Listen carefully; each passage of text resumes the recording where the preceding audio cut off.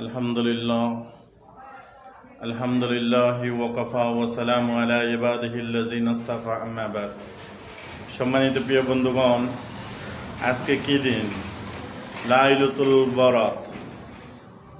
অনেকে শব বরাত বলে, অনেকে লাইলাতুল বরাত বলে, লাইলাতুল শব বরাত। আজকের দিন, আজকের রাতটা খুবই গুরুত্বপূর্ণ। আজকের রাত ক্ষমা করার রাত এবং অসংখ্য নেকি হাসিল করার রাত।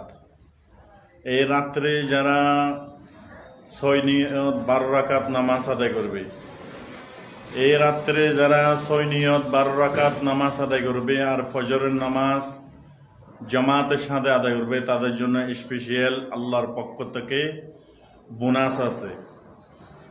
খাস করে যারা মুমিন ব্যক্তি, যারা 5 ওয়াক্ত নামাজ অক্ত অনুযায়ী জামাতের সাথে আল্লাহর ভয়ে আদায় করে, তাদের জন্য সুসংবাদ। যারা সিজন মুসল্লি যারা আছে বছরে একবার দুইবার, তাদের জন্যও সুসংবাদ।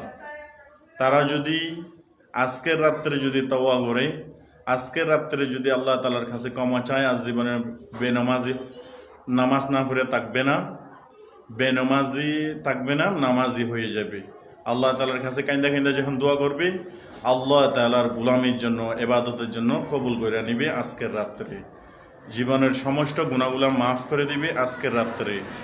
আজকের রাত্রে যদি আল্লাহ তাআলার কাছে যদি আপনি চান, অবশ্যই আল্লাহ তাআলা আপনি দোয়াকে কবুল করে নিবে আজকের রাত্রে। কিন্তু চাওয়ার মতন চাইতে হবে। রাস্তায় যারা বোমাবাজি করে, বোম ফুটায়, এই মানুষগুলা যারা নিষেধ করে না, সমাজে বিশৃঙ্খল করে, মানুষগুলো নামাজ পড়বে কিভাবে? এই জন্য প্রতিবাদ করুন।